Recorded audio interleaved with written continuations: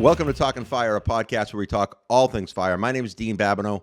Our guest today is Deputy Jon Campagna from the Leominster, Massachusetts Fire Department. Hi, John. How are you? Very good. Thanks for having me on, Dean. Yeah, no, thanks for being here. We're going to talk about you a little bit, and then we're going to talk about kind of the real reason we're here, which is to talk about local conferences, especially a really cool local conference coming up in central Massachusetts. But first, we'll talk about you. So, Leominster Fire, for folks that don't know, Leominster is a bigger city in Massachusetts. It's the second largest city in Worcester County, and I think it's in the top, I think it's in the top 30 or 35, something like that, as far as population goes. It's a good sized job as far as jobs in Central Mass go, and you're a deputy there. And let's just talk a little bit about like how long you've been there, some of the cool assignments you've had. Sure. So I started in 2010, so I've been there 15 years. I was a firefighter for 5 of those years, and I went from the rescue, which our rescue companies are ambulances that serve as search and rescue on the fire scene. So I served there for probably 3 years. Then I was a swingman, what we call swingman. Back then, we'd swing to whatever station was needed. It's kind of the first man off the ambulance, and so I get a lot of different experience there, going to engine 3, sometimes on ladder 1. Mostly engine 4, engine 3, and ladder 1. Then I got promoted in 2015, and I was engine 4 downtown for a little over a year. Then I went up north to engine 3. I was a lieutenant in engine 3 for about a year and a half, and then I spent the better part of 3 years on the ladder as the company officer on the ladder for the better part of 3 years before I got promoted to deputy chief. I did a little over 4 years as deputy chief in fire prevention, and I just started on the floor on Group 2 on January 26th of this year. Oh, excellent. So excellent. That's cool. So one of the few places outside of the South Shore that calls their ambulance rescues, right? Like that's at least in Massachusetts, right? So in Mass, like that's a pretty, like you do see that on the South Shore, down on the Rhode Island border and stuff, they do that. But I think you guys are one of the only ones that I know of, at least around here. And I say around here because although we're kind of far apart, but we're not that far apart. So it's interesting. And it's something like you got to remember when people say I'm on the rescue and you're like, oh yeah, that's right. Yep. Or, they say they're on the heavy rescue and you're like, wait, what? Okay, that makes sense. Yep. So that's cool. Obviously, someone that moves up the ladder the way you did, and I'm not going to be accusatory and say quick, expeditiously. Obviously, you got to believe in training and education. And if you wouldn't be here, right? Because I think that's where the majority of people that are on these types of things, and the majority of people that I talk to, they believe in training, and they know that training is going to be critical to our performance, and you can't rise through the fire service. You shouldn't rise through the fire service without training and or education, and we could get into the differences there. But what are some of the ways you keep you moving up? Like, what are some of the ways you keep yourself trained, if you will? A lot of things I do. Like I read a lot of. I'm very selective about the books I read. A lot of the books that I read are rich in experience and kind of training educations. I read a lot of Vinnie Dunn stuff because he's got over 40 years worth of experience actually on the job in many different capacities, and I like his style of reading because it's plain language. It's meat and potatoes, and it's stuff you can use on the fire ground. And I have used it at all different levels, and it's worked for me. It's practical, a lot of common sense stuff. I've also, I've watched podcasts. I've gone and visited people like Eric Pettaway, talked to Steve Olberg. He's one of my mentors. Chief Sidlow certainly is one of my mentors as well. And really just asking a ton of questions, like from early on to some of the senior guys I've had on the job, like Robbie Griffin and Bobby Penning, kind of being a pest about asking questions and then trying to connect the dots. That's kind of my whole thing, is connecting the dots. As far as my style, I come from a Marine Corps background. I was a sergeant in the Marines, so small unit training, what we call it, and then what we call in the fire service is company level training. I think that is invaluable, and I think that's where the metal hits the meat. And if you can do it in the small levels, then the higher levels are kind of taking care of themselves. Yeah, so that's kind of it. Just practice, practice. Reps, right? Reps is everything. Reps is Yep. muscle memory. And you bring up a good point about reading, because I read. I don't want to say a lot, because a lot makes it sound like it's really a lot. Yep. I set out with the same goal every year, is to read a dozen books. I figure a book a month is reasonable. It's a lot more than most people. I usually fall Yep. short and come in somewhere between the 9 or 10. But reading stuff you enjoy and stuff, you said it, that's easy to read. That's the truth. I mean, I probably have 3 books on my bookshelf right now that I read maybe a chapter of, because at the end of the day, they're either completely uninteresting, and they're like good books by maybe decent authors, but they're uninteresting, or I can't read them. They're just too complex, and I just left, and I've left them on the bookshelf. I've just said I'm not going to read this book yet. I'll read this book in 2 or 3 years when I've read more and more and more, and I can read at a different level. But it's about finding authors that you can read. And I think you're right. Chief Dunn's one of those people. I mean, the fact that he wrote Collapse of the Burning Building, and that book still shows up on exams today. Safety and Survival on the Fireground still shows up on exams. I mean, these books are pushing 25, 30 years old, and they're still like the go-to book. And not to take anything away from what he wrote, they're not complicated books, but they're easy. It's not a hard. In fact, Dean, yeah. Most of the time, I feel like I'm reading the same thing over again, and I like that because it's Right. the same simple lessons for everything. And like I said, they're practical, they're based off real incidents, and he always has like lessons learned attached on everything at the end of it. Yeah. So you can kind of connect. You can those pick the book dots. up, and like you said, you can read 5 or 6 pages of it and Yep. be better off. Like whether you execute Yes. on the next run, or whether you execute on the next shift on what you read. And I've never really thought about it like that. Like Viscuso writes that way. Goldfettes, Yeah. that series of books he did, like those are all written that way. Like you can read 4 or 5 pages and then execute, and by execute, just have that knowledge, like retain this little piece. So it's really interesting when we think about it. And I think that so many people don't like to read. I mean, I didn't grow up reading. I mean, I probably didn't really get into reading until I was, I don't know, my late 30s. I might have even been early 40s before I started picking up books and like churning through books. And then for a while I read, and I didn't do anything to the book. I just read the book. Now, highlighter in one hand, pencil in the other, like, little Post-it notes sometimes that stick out the top if I'm really feeling like a dork.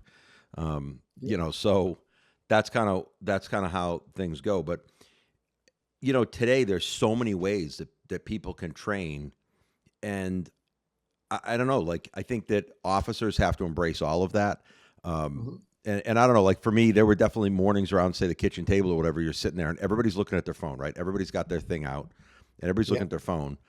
And I would text a group, and we had a small group. I had 4 people, so it was 5 of us. And I would just text a group. I might just share a video while they're sitting. I don't know what they're looking at, whatever. It's coffee time, whatever. We're between the TV and the newspaper and whatever, the phone. And you text a video, or you text a message, or you share a meme, whatever it is, to everybody in the room all at the same time. Their phones go off, and they look at you. And then all you got to say is, what do you think?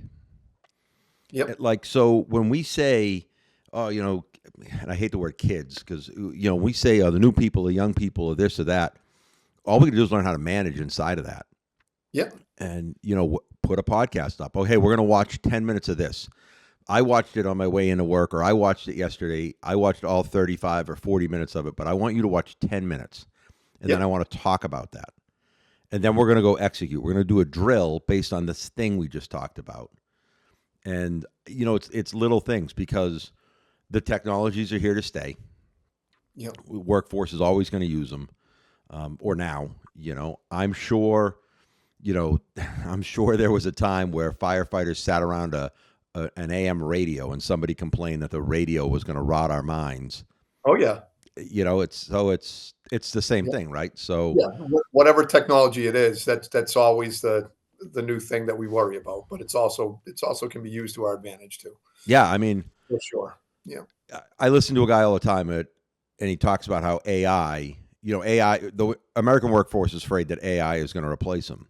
And the reality is the tractor, and when the tractor was invented, it replaced a whole bunch of people too. So like things keep marching forward. So it's about being able to kind of take some of that tech stuff, whether it's a podcast or a video, and embedding that into our training to keep the attention of the audience, even in small group training and small group drills, right? You still have to hold their attention. I mean, even if you're just, whether you're training with your shift or you're training with a company, if you can't hold the attention of the 4 or 5 people or the 12 or 15 people, it doesn't work. You got to hold their attention. So I agree. And one other thing, Dean, if you don't mind me asking, another thing that I'm a big believer in is something everyone can take away from. You know what I mean? Even like you talk about, like whether it's a table talk drill or anything else, even if it's like you go on Zillow, you can take pictures, find pictures of like 3-deckers. mm-hmm. You can go over what the windows are telling you. You Yep. know what I mean? Go over what the construction is, and then you can go over based on what the windows are telling you. What do you think the layouts are inside? And then you can go actually get the picture of the inside and see if it's actually corroborating or if they cut it up illegally. And it's real simple things that everyone can use from junior. I'm going to quote Steve Oberg here, from juniorest guy to the most senior guy. But it's just that it's basic things, I think that's important because that's the stuff that can kind of shrink the incident down to what we need it to be versus making it overwhelming. You know what I mean? Right. I mean, and that's, everything's basic. If we just put in, some things require you to use all of the basics, and some require you just use a couple. Very few things require to use the advanced stuff, right? The really technical or really unusual or really rare. Probably, and I'll make numbers up. 90% of what you go to, the basics, and maybe 2 or 3 of them put together, maybe even a half a dozen basics put together, will solve the problem. You see different things on the internet. That raise, and I'm going to do it disjustice, but the ground ladder raise where they throw the extension ladder and then they lash the straight wall ladder on top of the extension ladder to get another story, which I think is a really cool raise. I've never done it. I'm going to, because I've got a couple things I'm working on, and I just want to see it. The reality is no one in their career, or a very, very, very small percentage of people, will ever have to do that. Maybe less than 0.5%, and it might even be less than that. However, so that's that super rare thing. Now, knowing how to do that is probably pretty cool and could come in handy and could make the difference. But if we can't throw the ground ladder, we're never going to be able to do that. If we can't do the basic part of throwing an extension ladder to Division 3, we can't even get to where we're going to lash a ladder and go higher. Again, we got to get all those basics right. Jake Rakaitis is a retired district chief out of Western. He was the head of the training division over there for a while. And he was there with John Dwyer and Steve Oberg. They kind of ran the training division for the better part of at least 3 years there. Mm-hmm. And one thing Jay said was ground balls, right? Ground balls. Practice your ground balls. Mm-hmm. And that's it. Practice your ground balls before you start the double play. Yep. Before you ground balls. And that's what it comes down to. We gotta be good at the things that we do all the time before we start exploring. The big stuff's cool, and some of that stuff is cool, and it's good to know. Like, it's good to, we did it one time a bunch of years ago. I think we can pull it off. That might save the day. Okay. But like you say, if you miss the ground ball, then it doesn't matter. You can have all the cool stuff in your brain you want. If you can't execute on the simple stuff, there's going to be a problem. I mean, years ago, I grew up in my dad's business. He owned a gas station, and he would leave. I mean, a quarter used to be a lot of money, I guess. I don't know, and like a little bit. He would leave quarters on the floor. He'd leave quarters on the floor before he left to make sure the night guy would sweep the floor. And it wasn't punitive, but he would leave the quarter there and hope it'd be gone the next day. He'd be like, I want this quarter. I'd hope it's gone, because that shows me the guy did his job. And if he does the little stuff like sweep the floor, he's going to do the big stuff like put the money bag away where it belongs. Like, everything's the little steps. So, let's talk a little bit. So we talk a little bit about training, but let's talk about this. What I don't want to say what we're really here to talk about, because I never have a plan, or I have a very little plan of what we're going to talk about. And for 5 or 6 episodes in, I guess you can have a little plan. Eventually, it'll be a little easier, I think. But whatever. So I want to talk about local conferences, especially because you're highly involved with the Massachusetts Fire District 8 Firefighters Conference. And I know everybody listening is not like from Massachusetts, right? I mean, a large percentage of people are, but you know, Massachusetts is divided into fire districts for some interesting purposes, and I won't get too deep into it. It really right kind of, and correct me because I mean I could be wrong, but you know it's really about chiefs organizing some chiefs committees. It's about some mutual aid stuff. It's about some of the borders that the state uses to just do a couple of things. It's not like a government entity. Like fire districts aren't. I mean, they exist, but they became like a very cultural thing for us. I mean, and we were talking about that before we got started. We are from different fire districts, and there's some cultural beliefs and feelings because, again, chiefs get together, chiefs have meetings, there's some discussion. And for the folks that are listening that are from Massachusetts that are going to argue that it is a government entity, I guess it is because it's how we divided our wildland stuff, our DCRs, our fire districts. So okay, it's governmental, but the cultural side of it is really just about how we divided things up. So that's what the Fire District 8 is. It's a regional area of communities that identify themselves that way, just like District 7 is a regional area of communities, right? Okay. Even though we're both in the same county, I could go on about all these divisions we have, right? We're probably in different EMS regions, but we're in different hazmat regions, but we're probably in the same MEMA region. But anyway, so District 8 decides it's going to have a firefighters conference. And so this year you're having one. It's in May, right? Did I get? Yeah, Yep. yeah, I remember. Yeah, so I didn't write that down because I thought I'd remember it. It's in May. Is this the first one? So this is our first official one. Okay, so about a year and a half ago, we had retired deputy chief out of Buffalo, Mike Lombardo, come to speak of our to do his 5 points of command class, which was excellent. That was, for lack of a better word, like our pilot episode.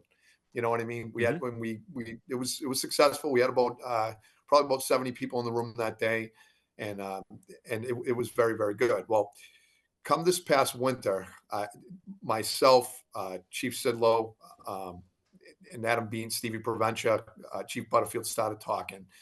And basically, we kind of came up with this idea of having a local fire conference with the focus on Northeast firefighting. The reason why we wanted to focus on Northeast firefighting is because, however, whatever level you want to call local, you want to work with the area you're going to be working with, the people you're going to be working with. In this case, Northeast means up north on the east side. We deal with basements, right? We deal with balloon frame construction. We have a lot of old industrial buildings, mill buildings. So basically, our whole thing was we wanted to be focused on firefighting in our area to cover those things, and by people who fight fires in those areas to cover those things. Now, I'm not saying that other people can't come and can't get something out of it, like the basics, but the focal point is for the Northeast because of the reasons that I just said. Sure, and that's the thing, right? Like, it's funny. I was talking a bunch of years ago, and not about firefighting, but with somebody that had been from the West Coast and kind of always been on the West Coast. And they were on the East Coast, and I don't know if they were a friend of a friend. I can't remember like the context of the conversation, but I asked them if they were having a good time on the East Coast or something like that, or up here, or whatever I said. And they said, "Yeah, where I'm from, nothing's old." And I was like, "Wait, what?" And they were like, "Yeah, you don't understand. Like, you got stuff that's 200, 300 years old. Like, I don't have anything old. Like, we don't have old stuff like this. This is really cool." And I had never really thought about it like that. I had never really thought about, how when you get to the Northeast and the East Coast, but really the Northeast, how we got a bunch of old stuff. And another buddy of mine kind of migrated down south, as guys do when they get to a certain age, and he still had some working left in him, so he became a firefighter medic in Texas. And he was talking to me about how they're growing like his community, and he was talking about like, oh yeah, we're adding stations We're building stations now that we're not going to staff for another 3 or 4 years, but we're building them now because the infrastructure is being built for these areas that we know we're growing into. And there's like this massive planning where he was about everything. Like, yeah, we're not going to start to hire the people that are going to work in that building, and we're not going to buy the truck for another couple of years, but we're going to build the building now because we know we're going to need it, and we know where it's going to go because we know what's happening. It's a designed growth. And I'm like, wow, we don't do anything. Like the Yeah. Northeast No. doesn't do anything. Like, and it's not a bad thing. It just is. It's just how it's different. So I think that's cool, and I think that local conferences, and we're going to get to the meat and potatoes of your conference or the D8 conference in a second, but I think local conferences are going to be, the economy's the economy, and this isn't a business podcast. It's definitely not an economics podcast, and I am definitely not an economist. However, cost of travel is going up a little bit. The cost to stay places, right? The cost to get on airplanes, all that stuff continues to go up, and stuff competes for our time, and stuff competes for our money.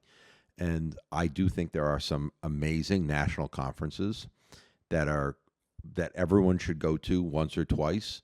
And I think there's a lot of them, different ones for different people for different things. But I also think there's going to be a massive opportunity and a big uptick in 1 day, day and a half, short registration fee, maybe no hotel needed kind of thing, right? And I think that's easier for a lot of reasons. And I don't want to get into like, well, people are having their families younger or whatever, like, so now they got younger kids and maybe they can't get away as easily. But there's a lot of reasons that travel for something work related has become a little more difficult. So you've got quite the lineup for your first. Obviously, you mentioned Steve Oberg a few times. Steve's the best. Yeah. And Steve is, bunch of years in the city and in Worcester. I guess I need to clarify that. I mean, you and I both know what I meant there, but bunch of years in Worcester and a bunch of varied experience and spent some time in their training division and gets it. I mean, and I think anybody that's listening that knows Steve knows exactly what that means about him. He gets it. 100%. and he can sit in front of you and talk to you about it. I am not never on the city of, never. There's no place that I've ever been that's a city of. But when I talk to him, he's just talking to another guy about something he loves. And that's it. He's not. Go ahead. Yeah. What's amazing about Steve Dean is he's got a way, his style's so awesome. He's got a way of hitting everyone in the room without using any names. And everyone knows who it is when it hits him, and everyone knows who it is when Yeah, he's amazing. He really is very intelligent. So talk Steve and all of the people that we selected for our conference, they were handpicked, and the reason they were handpicked was because they all have the same, where the metal hits the meat, blue collar, service-driven approach to firefighting. Yeah. Where they're going to get the most out of the junior guy and the most out of the senior guys. Love them too. All of them share that same thing. Obviously, right now, you got Nick Papa, who's out of Connecticut, New Britain. Yep. He's a captain. He's kind of the rising star. And in fact, the great Vinny Dunn, I've been blessed, thank God, to have a few conversations with him. And he said kind of he's the new rising star as far as big people in the industry. Sure. And then Ray is kind of like the Tom Brady, the Larry Bird, right. kind of name in the industry. Sure. But you also have two local guys in Steve Oberg and Eric Petaway out of Boston, who are the same types of people. They're blue collar, service driven, get the job done type of people. And I think the reason we handpicked them is because they all have that same common sense, service driven approach. And it gets us back to the core of what we've always been, right? Service driven people. And they kind of have a way of teaching that kind of motivates you to get the job done and inspires you to make decisions that maybe would question otherwise if someone didn't, if a guy with such common sense and such a no nonsense approach, empowers you to do so. So they've all got that about them, and that's kind of, in addition to being Northeast, they were handpicked because they all have that approach. So you said it a couple times. You used the phrase service-driven people. Um, Mhm. so what do you mean by that? What does that mean? What it means to me is they all know that they have a job to do, and they roll up their sleeves, and they've got blue, and they're gonna do the practice the basics and get the job done with the most direct way possible. And they're gonna find ways and show you how to find ways to get it done in the simplest, fastest, most effective way possible. See, I knew And it. I knew where you were going to go with all that, but I had to ask because like I wanted to yep, clarify in my mind. yep, Um, and that's true. It's true about them. And listen, I know that what's cool about conferences, especially I'll say local conferences, is that as they sprout up, and there'll be more and more, and not just around us, but anywhere. More and more of these people get to be exposed because not everybody wants to be on the big stage at FDIC. As a matter of fact, a lot of yep, people don't for a lot of mhm, reasons, right? And not everyone wants to be a hot instructor at some big, whatever. And there's a lot of there are a lot of really good people out there oh, that can train yep, us and make connections and build upon and all that that only want to be in front of 50, 100, 200, maybe mhm, 400, and that's it. Like that's their max, and and then that's awesome. It's awesome because conferences like this one's gives those people a voice, mhm, because that's important because and not everybody can sit in a 10,000 person room and listen either. We talk. Never mind just the people on the stage. Not everybody can sit in 5 or 8,000 people arena and listen to somebody speak and gain anything. Some people want to be in a 50, 100, 200, 400 person room. So, um, that's that's important. Okay, so check off some boxes here as we talk because you say when you say cool stuff, I write it down because you said a lot of cool things already. So I've written it So I'm down. a big So believer. Full disclosure, Dean, I'm a big believer in theft. Everything I've said, I've stolen from other people. no, it's Just I mean listening to that's all these people talk, I you know.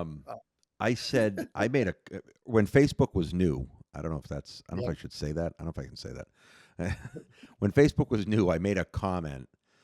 It couldn't have been too new because my son was probably 2. So this is probably, whatever, 12, 15 years ago. And I made a comment about like, I don't know, the best things have already been written or the best music's already been recorded. I don't know. I made some like off the cuff comment like that. And somebody kind of challenged me. It was like, well, if your son writes a song or a book, you're going to think that's the best. And my point was that, listen, I don't know that there's too much original thought out there anymore, you know, because it's everywhere. I mean, there's 6,500 Yeah. years of recorded history. Every idea we have has probably already been had by somebody somewhere. But it's about you being able to grab it from somebody, spin it a Yep. little bit, put in a little different package on it, and now making it so it can be heard by others. Um, Yep. and and there are a couple of, I mean, I've read a couple of books where you're reading the book and you're like, wow, this book references a bunch of other people's books. Maybe I should have just read their books instead. But then you realize that, well, I couldn't have because they packaged it so I can read it. Um, Yep. so I think hopefully most of us are just thieves. I mean, I could point you to a couple of podcasters that are big in our industry, that I watch and not only learn from them as a fire service professional would learn from them, but I learn from them as a podcaster would learn from them and Yeah. say, okay, they've amassed a good following and they've got a good voice and they've got a this and a that. How did they get there? And it took them 8 years or 10 years or whatever. How can I do that faster, right? And I'm just stealing their ideas. That's it, right? I mean, theft is the way to go. Um, Yeah. and Well, one of my they've friends always told me if you weren't cheating, you weren't trying. So like, And again, right? I mean, that's tongue in cheek in a lot of ways. I mean, there are Yep. ways you could do things and ways you can't, but we should always be grabbing other people's ideas and not stealing them, 100%. but spinning them No, up. Spinning up. the I point is take it's a good idea. We're right. repeating it because it's a good idea. It's withstood the test of time Yep. because it's a good idea and it's lasts. It's not shiny and new. It's Mm-hmm. lasted the test of Mm-hmm. time. And like what Vinny Dunn says, the fires the fire goes out the same way it did 100 years ago. We still got to get water on the fire Mm-hmm. fast, even though the Right. fuel packages change. Fires burn hotter, faster. Yep. But at the end of the day, it's still water on the fire. Mm-hmm. You know. There is no new way. There's no new way to put Yes. fire out. We can have a new nozzle, which I think that somebody at the conference is close to a new nozzle, but Oh yeah. there's Yeah. there's Yep. there can be a new nozzle. There can be Yep. a better hose. There can be a better pump. There can be all of these things, right? There can be an SCBA, whatever, a quicker dispatching system. We can build more firehouses, but at the end of the day, you got to put water on the fire. You got to cool the environment. You got to do these things, and they're the same, and they've been the same since the fire triangle. Before it was a tetrahedron, and it was before we even knew it was a triangle. It was the same stuff. So it's just stuff that's kind of stood that test of time. So then that leads me to speaking of tests of time, and you don't have to answer this one because I maybe you don't know. Do you see a 2026 D8 Firefighters Conference, or is that still? That is definitely the goal. That is Okay. definitely the goal. In fact, Stevie Provencha, he's a lieutenant on ladder one on the job. He's a phenomenal fireman, and he wanted to get a second day this year. And what we decided this year was, why don't we start slow with just speakers this year, and then maybe we can move to a practical day one, day two the following year. But one way or another, we definitely want this to be an annual thing. So yes, we hope this lasts into the future.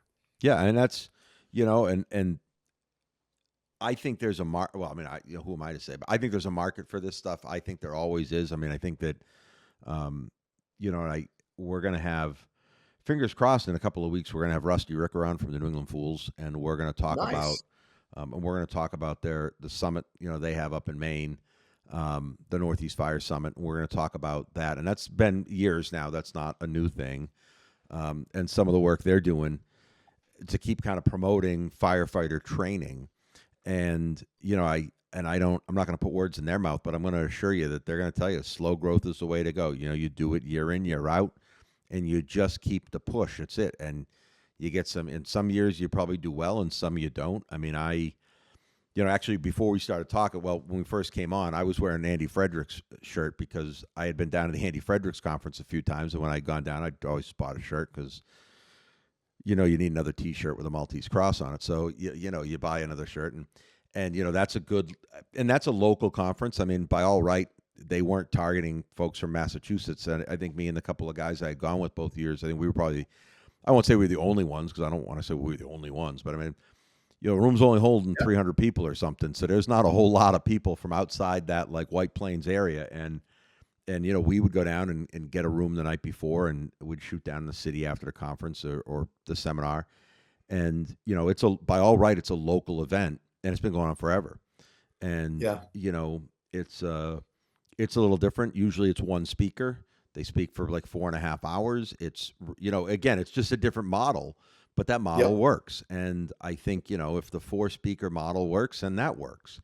And if you can add a hot day and a hot day and a lecture day, and that works, you work it. Mm-hmm. And if it doesn't work, you go back. You just go back to whatever worked. Whatever was working, exactly. Right. Yep. So, what are they talking about? What's Oberg talking about? And I probably should have prepped you that I was going to ask you these kind of direct questions. Okay. So Oberg will probably be talking about situational awareness. Nick Pappa will be talking about coordinated ventilation. Eric Pettaway is going to probably be talking about multifamilies, 3-deckers, balloon frame, all that. And then Ray McCormick, I don't really know exactly what he's going to be speaking about, but I'm sure it's going to be engine company operations. I don't know if it's going to be his Dirty Dozen stuff or just some new stuff that he has off the bat. But anything he does will be great. Well, actually yeah, going back to the Fools, the New England Fools, that's how we got Ray, was Adam Bean's affiliation with the Fools, Hmm. with teaching with Ray a few times. So that was the connection to getting Ray in. And it really came together much faster and much better than I could ever imagine. Thank God. Well, and of course, then you and I connected through Adam because I mean, we had never met before, Yes. you and I Yeah. know Adam, and he's one of those people that if he might be able to tell you how I know him, I don't know how we know each other. I mean, we know each other through the fire service, right? Like that's just it, right? Yep. And I Yep. couldn't put my finger on the day, but I mean, that's how we know each other. And when I was kind of just looking at some stuff on the internet, and I saw the local the conference come up, the D8 thing, I'm like, oh, I wonder what that story is. And it's just like whatever sponsorship or vendors or whatever it said, contact Adam, and I'm like, Yeah. okay. You know what? I got a different Yeah. question. I'm looking to see if maybe there's an opportunity here to promote the conference and talk about local conferences. And then of course he looped you in and said that I don't know if that was his way of saying he doesn't do podcasts, or if he thought you'd be a better, or Probably a little bit of both. I don't know if you two maybe you had a side bet going and you lost, so you had to come on. I don't know, but so Yeah. that's how that worked out. Which And is yeah, and I got to say something. Stevie Prevention was the one who started the Facebook page. That gained a lot of traction. I am not, admittedly, I am not a social media person. I'm not a big on like any of those platforms. Twitter. In fact, I had to reactivate my Facebook account so I could share this thing, and still I had to ask Steven, like, how the heck do I share this page? What the, But he did a phenomenal job promoting it on Facebook, and it's gained a lot of traction. So yeah, got to give a ton of credit. it's really interesting because like even that kind of stuff, and again, I not that I spend a lot of time thinking about business, but a little bit, and it's so. I don't want to say it's easy because people get mad at me because obviously I have a job and I go to work every day and that pays my bills, right? So this is not a business for me necessarily, but you can start a business and you can advertise for free, or you can pay to play for a little bit of money. My dad, when he started his business in 70 whatever 7 8 like that, there was no free advertisement. There was no, you No, wanted it, you took an ad out in the paper. You Mhm. paid for the yellow pages. If you wanted a billboard, you had to mortgage something.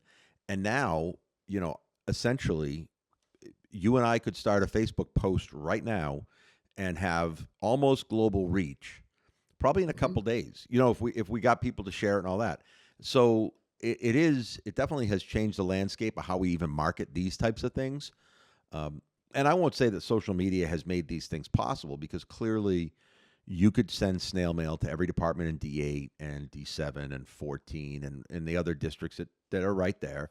And you could you could take a day and you could drive department to department with a flyer and be like, hi, I'm John from Leominster. Can you put this up on your bulletin board? You could do that. But how convenient is it that we can make a social media post, get a whole bunch of people to share it and like it, and we have access to all that information? Oh, it's incredible. As a It's an matter of fact, incredible tool. there's something in Maine that came across my desk today, and it doesn't really matter, but I don't even know where it was, and it was like a local department, and they're just they got one speaker coming in for like an evening, and they're looking to drum up some business, and they just sent it out via email to a bunch of people, and they're like, hey, if you're interested, if you could put this up in your firehouse or your whatever, like that'd be cool. And again, it's and again, I don't want to accuse maybe one little department, one little speaker, but like even just that, they phoned a friend, they got somebody they know to come in from a bigger place or a place that's got more reps. It's not about the size of your job; it's about your ability and your skill, and skill just comes with reps.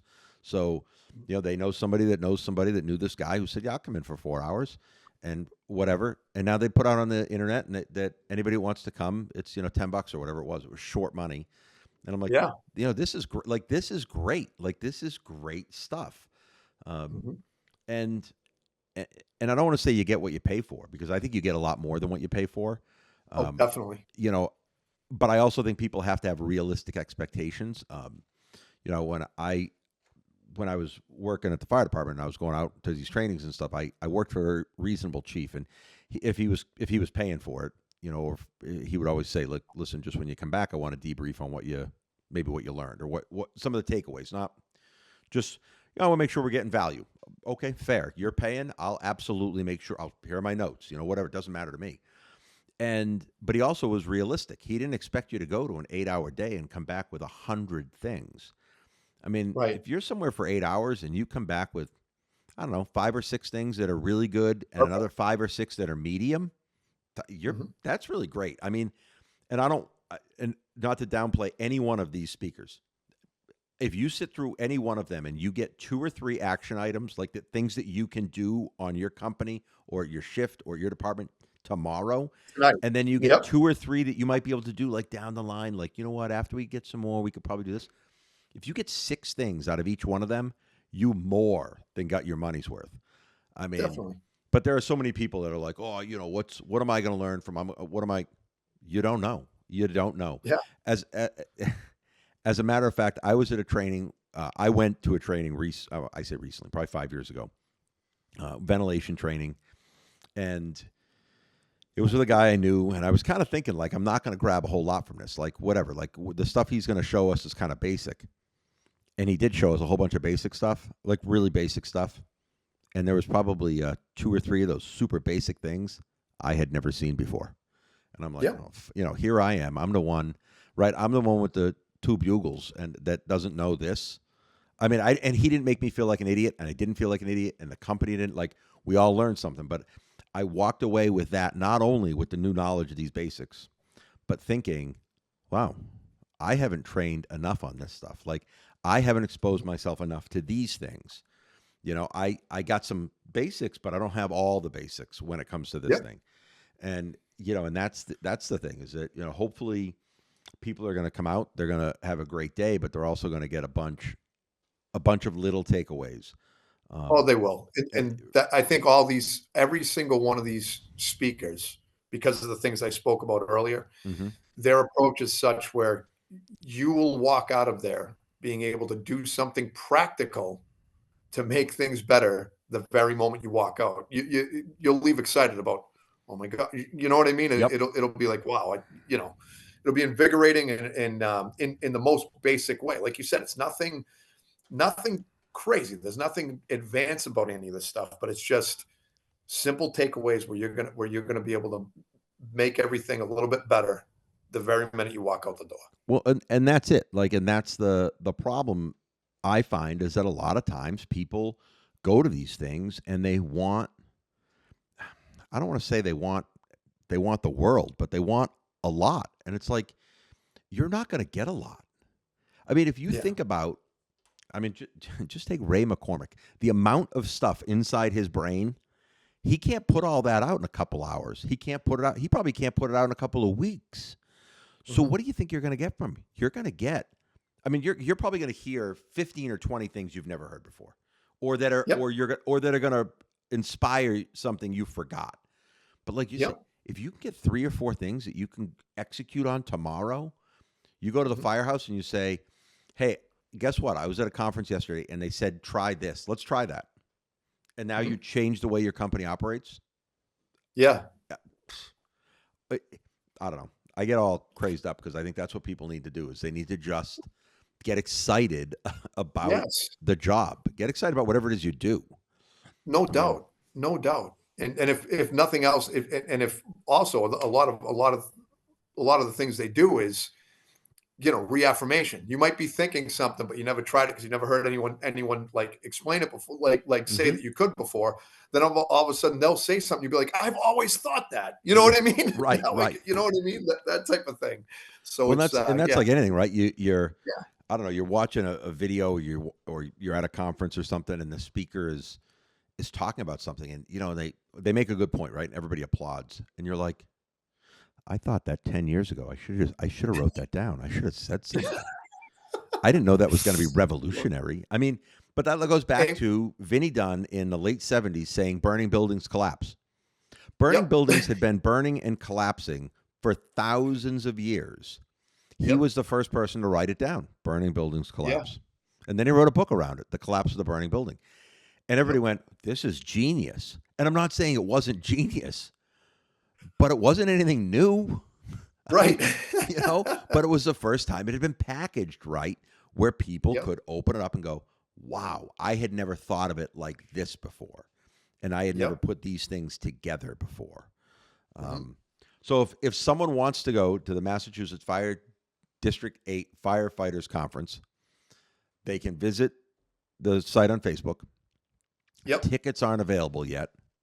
Yep. So tickets are available in the district till March 16th, and then March 17th, ceremoniously, Steve Prevention put it out for everybody that they can go on the Facebook. There's the Eventbrite link, and yeah, and you can purchase a ticket, and So that's it's cool. for the So day. so it's open Yeah, right now to people in the district. in the district. How Yep, do they till get March 16th. how do they and I'm just being nosy. I mean, of course I am on a District 8 fire department kind of. So I mean, I could Yeah. how do they get their tickets? So there was a email sent from Steve Prevention with the Eventbrite to the chiefs in the district, and they Aha. distributed it out. So Aha. they can go. They have till March 17th Gotcha. to get it, and then Yep. after that, it's going to go on the Facebook page, and everybody else anywhere can get it. Sure. Sure. Which Yep, and where is it? Is it in it's not it's at 210 Lancaster Street, Leominster Fire Headquarters, oh and it's at it's so it's we the have fire four. headquarters.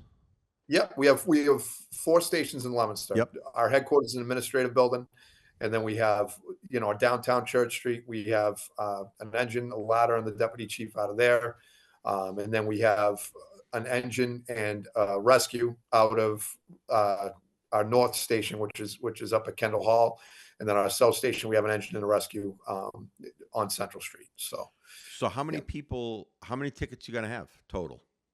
we're gonna cap it off at 130 tickets. That's cool. 130. Yep. That's really cool. So ticket price? Ticket price is $50. $50. You get access to all 4 speakers. Hmm. So And ticket price you get a meal. really? You get you get coffee all day, and then we're also going to have a night of brotherhood after the conference. So I wouldn't know a thing about what that even means. So anyhow, and I'm assuming that's not at fire headquarters. nope, that'll be No. someplace else. And I should correct myself. Brother and sisterhood. Brother Yeah, and fair, sisterhood. fair. Yeah. Yeah, yeah, yeah. Both code words for I mean networking. I mean, and I know that a lot more goes on, and that's great, and that's the after hours stuff is almost just as important as the hours stuff. Oh, And you kidding me? I can't tell. So I'm on the retirement board in Leominster, and I can honestly tell you, Dean, you go to the classes that are important that you got to kind of pay attention to regarding Chapter 32 and all this stuff. Mhm. But as far as like figuring out how to get things done, the networking you do after over a cold beer and talking to different people from different areas, you learn so much on Mhm. how to accomplish what you need to accomplish for those things. It's incredible. I agree with you. That is Yeah, just as important. yeah. Um, I've been down. I again really fortunate. Had a very supportive chief for a long time, especially around training and more. And I've been down to National Fire Academy a whole bunch. I think Yep. a total of 9 weeks over like 7 different trips, and had a great time.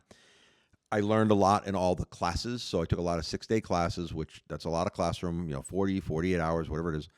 And I could make a list of things I learned. Absolutely. But I could make you a shorter list that's more impactful of people that I hung out with. Hmm. And, people that I learned stuff from forever. Guest one on this podcast, on the first episode, was my friend Matt Alto. He's from the West Coast. I shouldn't know him. There's no reason him and I would know each other other than the fact we happen to sit at the same table in a classroom at the National Fire Academy probably a decade ago.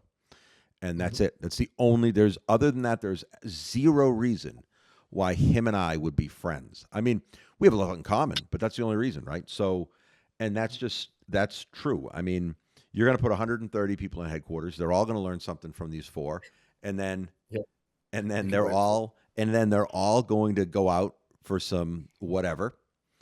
Yep. And while they're out doing that, they're going to learn even Yeah, more, and they're going to make connections. They're going 100%. to they're going to share phone numbers, or they're going to whatever, right?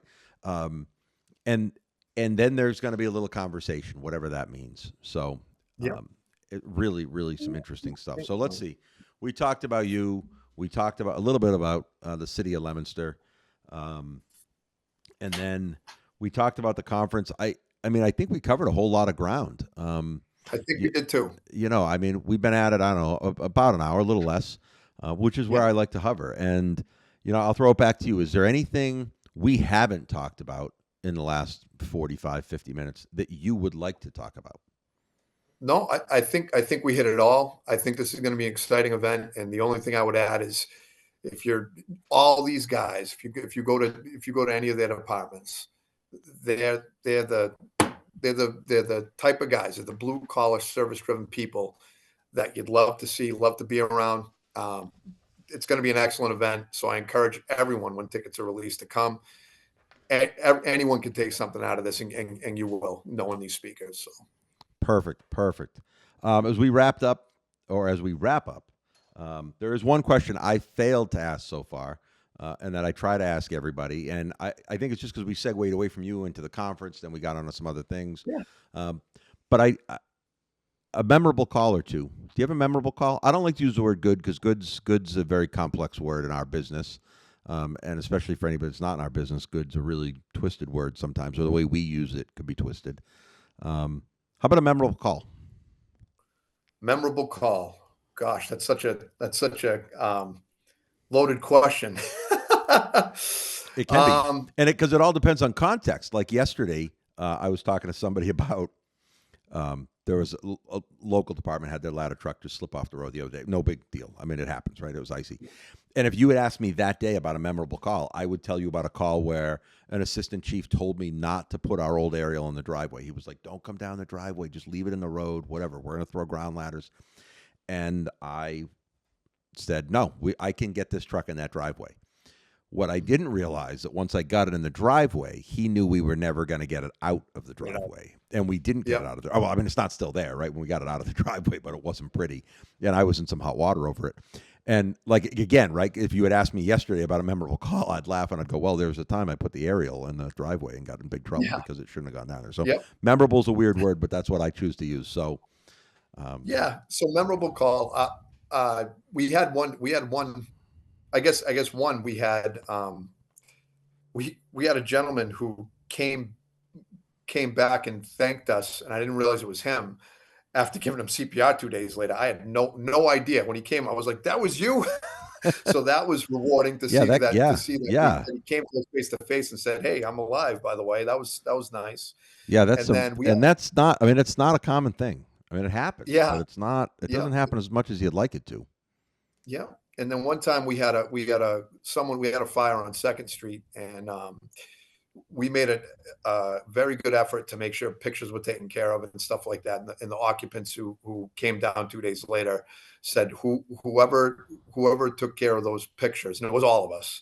I just want to thank you because those were extremely, extremely memorable. And I remember hearing people say that's important, but when they actually come back and tell you, thank you for keeping it safe, that made a difference. Yeah, it's like it's one of those things, right? When we think of like obviously if there's a grab to make, we make the grab. If we got to stop the Yep. fire, we stop the fire. But in the Yep. process of that, if we can say, "Hey, you folks standing right there, can you just grab these pictures off the wall, or can you do this, or can you whatever it might be?" Right? It you can make a huge difference just in doing that. I mean, Yep. I've got a buddy who recently, I say recently, maybe 4 years ago, had a fire at his house and lost literally everything. And Mhm. we talked, months later, and I said, "How's it going?" and this and that, and and he was, it. I mean, everybody was safe. I mean, whatever. So he had a good chuckle though. He says, "When you lose everything, you don't realize what that means." He said, "I had to go out and buy a pair of scissors. Like Yeah. I don't have anything." He's like, "I lost everything, right?" So when you think about like even that, everybody has. Well, I say everybody. I'm assuming everybody has one of those what I'll call a junk drawer in their kitchen, right? It's a drawer that Yep. accumulates, the screwdriver and maybe like I got a tape. I'm looking at it. It's got a tape measure in it. It's got a ruler. It's got all that stuff that you don't really need in the kitchen, but I really don't want to have to walk downstairs to get it. It's got all that stuff. If Mhm. somebody took that out and just threw it outside my house, if my house was on fire, I would be so thankful just to have that stuff. Like, oh, perfect. I Yeah. don't have to replace that. Good. I got a set of playing cards. Like it's that. It's sometimes it's that super. We don't even know. We don't even know what it is. And now, of course, now I'm looking around my kitchen and my dining room and stuff, thinking like all the little things that people could grab that would actually matter to me. Like it would really, Yeah. they would have no idea. There's a couple of pictures that I can see from where I sit that, wouldn't matter to anybody, except for like me and my parents and my sister. That's it, right? And if someone brought those out, if this house was on fire and somebody brought that out and set it outside, and a day later they're like, "Hey, we salvaged some of this stuff," we would be completely appreciative that somebody did that for us. Yep. And that goes back into that service-driven people. You said it earlier. It's like service to others, and we don't always know. We think like, well, there's nobody to grab, and maybe we can't put the fire out right away, or maybe we did already, or whatever. Like that's where the service stops. But there's plenty of ways the service continues. I mean, even just grabbing stuff off the hallway walls and throwing it in the living room where the fire isn't going to get to it, or isn't even going to, it's little things. And, if you got a company in staging, there's nothing wrong with sending a company in to do that kind of work. I think that's that becomes a memorable stuff for us sometimes, but it really becomes a memorable stuff for the people we're here to Correct. serve. Yep. And, it's always their worst day. And they don't want to, they don't want to hear, well, you're lucky everybody made it out, or, you're lucky. They still lost everything. Like it's all Yeah. relative. It's all relative. And so any difference we can make is important. So, okay. So now we've covered memorable call. We've talked about everything. So the conference is coming up. It's on May 10th. Did I get that right? May 10th. May 10th. Yep. May 10th. Tickets go on sale for people outside of Mass Fire District 8 on the 17th, St. Patrick's Day, in case anyone didn't know. But they go on sale that day. Steve Oberg, Eric Petaway, Nick Papa, Ray McCormick, one day only, all together in Leominster for $50, and you get lunch. So that's like, I don't know if that's like either a free lunch or seeing them free. I don't know. Like that's a good deal all around. Yep. So that's great. They can find it on the Book of Faces. And Yep. other than that, I think we've covered everything. Yep. And we So- got one other thing I'll say Yeah. is the meals are going to be prepared by Leominster CTE, the Appleseed Restaurant.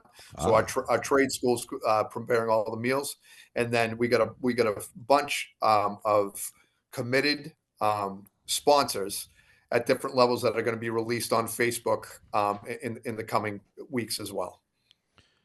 I'll tell you right now. And so for folks that have never actually, and blue collar firefighters probably have, but for people that haven't had a Vogue school lunch before, those restaurants are amazing. They are. Like they really are. We got one in town here, and it's great, and it's great that they can cater stuff like that. And it's because the price is decent. It's fair. It's very fair. Obviously, the students get something out of it, but the food is usually very, very good. It's very good. So now that we got all that stuff covered, so listen. Thank you. As always, thank you for everybody for tuning in. Our guest today was Jon Campagna. My name is Dean Babineau. Our executive producer and engineer is Mac Rice. Join us next time when we will be talking fire.